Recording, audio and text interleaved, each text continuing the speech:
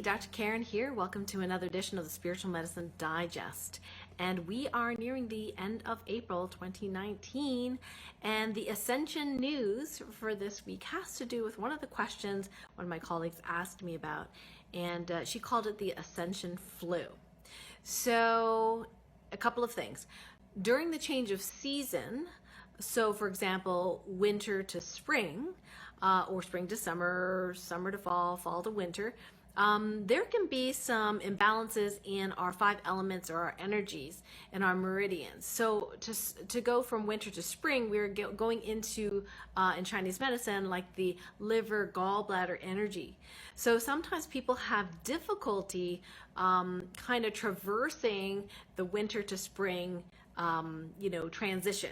So it is very common for the immune system for some people to take a hit during that time. So people get sick and there's flu and that kind of thing. Now that is not necessarily Ascension Flu, but I did want to mention that that can happen. So one of the things you can do if you do divine muscle testing is you can actually check in and ask your body, how tolerant am I of the change of season, or how happy is my immune system now with the change of season, and get a percentage out of 100%. The closer to 100%, you're good to go.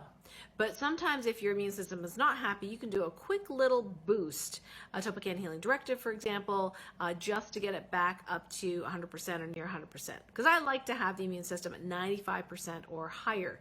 I know the minute that I get any sort of sniffle or cough or sneezing, I immediately check how happy my immune system is, and if it's not over 95% happy, then I take a look at my charts, Topican Healing, see if there's something I need to know. If not, I just go ahead and do a directive and reset and reboot that system, and usually we're good to go, 95% or higher. So just wanted to mention the change of season. Now the Ascension Flu, what people are calling Ascension Flu, is actually flu-like symptoms related to the ascension process. So when the higher vibrational energies come in and raise the entire vibration of the earth and everything around us. So what happens, in my current understanding, is that for every physical organ you have an energetic version of that organ. So if you have a physical liver, you have an energetic liver. Now the detoxification organs, in particular the lymphatic system is highly underrated. So is the fascial system, although that's not a detox system per se, but they're highly underrated, and so we don't really talk a lot about them in conventional medicine. But as far as the ascension process goes, they're very important. So what you want to do is you want to check how happy is your lymphatic system. So you want to see how happy is the flow, how balanced is it, and then you want to check, get this, the energetic detox organs. So you want to check how happy is your energetic lymphatic system. So you get your physical lymphatic system, then you have your energetic lymphatic system.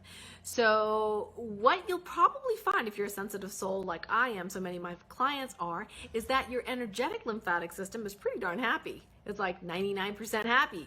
Your physical, maybe not so much, okay? So what can happen is in the ascension process, the energetics go higher, higher, higher really quickly. The physical has to catch up, does not catch up, so there's kind of an imbalance. So what you can do is ask, how balanced is my physical lymphatic system with my energetic lymphatic system?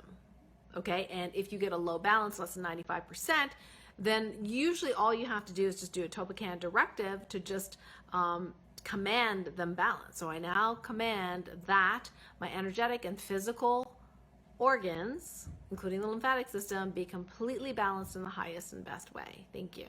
And then recheck that number to make sure it's over 95%. If it's not, then you may have to go to the Topican Healing Guides to see what else is going on that you need to know about. But for most people, you probably won't need to know. So that's pretty cool. So if you're finding that you're stuffy, very common. I notice increased like what I call swelling or stuffiness, and then when that happens, increased fluid. I tend to snore. My poor husband. But I never used to be a person that snored. So it was really interesting how the lymphatic system was just trying to like catch up, for the energy going up. So if you're finding that you have increased fluid, you've got congestion, maybe flu-like symptoms, of course that can be your detoxification of whatever you're healing. But remember, your detox organs need to be happy both energetically and physically, so you can always check them. So you've got liver, you got lung, you've got colon or intestines, you got lymphatic system, you've got your kidneys, you've got your ureters, and then your secondary organs, sinus, skin, and reproductive, which can also be a detox as well, detox organs.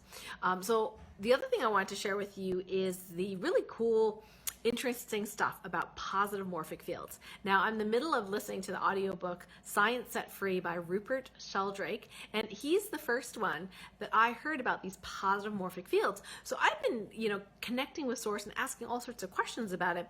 And lately, in the last year or so, my team and I, as in like my, VIP people, and I have been creating brand new morphic fields that had never been created before, which I thought was a little wild, really. Like, hi, I'm going to create a brand new blueprint that, we can all tap into to improve XYZ. And I thought, well, this is really kind of funny.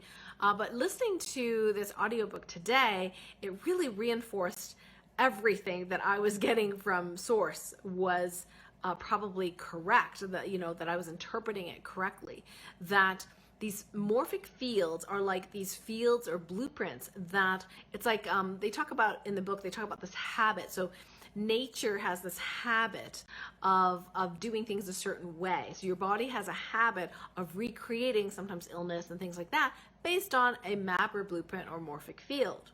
So what we want to do in some cases, especially for us sensitive souls, is to be able to tap into brand new morphic fields if necessary that help us cope with the higher vibrational energies in a physical body. So we've been creating brand new ones. And what's really cool in science is that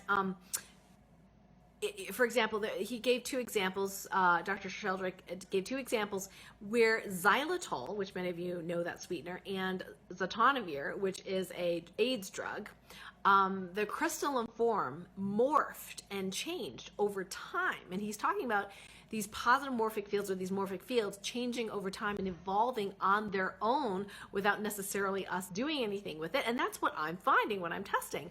Sometimes we require higher, more evolved versions of something. And that these crystalline forms of these substances grew new crystals of a different type completely, all on its own. Like with no seed, they don't know how this happened. The scientists were like, well, maybe somebody, had a seed of some other crystal and it interfered with the experiment, So the drug company had to take the HIV drug off for a year because they were trying to get back the other crystalline form, and it was so challenging. But what's really neat is it kind of almost proves the real possibility of these non-seen invisible blueprints, because the crystals all over the world changed almost simultaneously. Like they call that the 100 monkey, effect, right?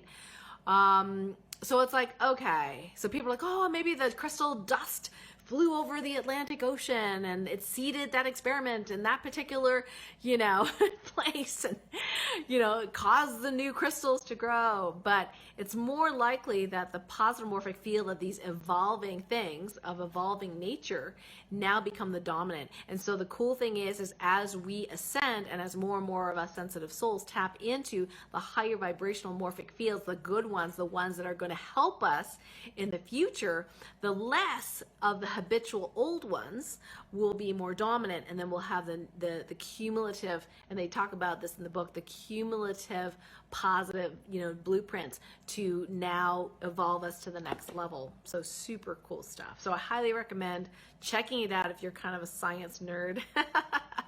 Science Set Free by Rupert Sheldrake. He has quite a few interesting books. So yeah, if you like, quantum physics and all that kind of stuff too. So a couple of announcements for this week. Number one, we have Brenda Walding coming on the show. She's a master of physical therapist. She also went through breast cancer and chronic illness, and she's really there to help women, feel empowered in navigating chronic illness. And so she's an expert in this area. And check out her book. Let me just make sure I read this correctly. It's called Sick of Being Sick: The Woman's Holistic Guide to Conquering Chronic Illness. So I look forward to having her on the show 12 noon, Monday, April 22nd. Just check with the phone number below this video. If you're watching this video on YouTube, we'll put that on as well. And if you missed the live show, you can certainly click the link and get the replay as well. So check it out. If you want to, get a little bit of mentoring coaching live, that would be awesome as well. So you can call in and get some of that live.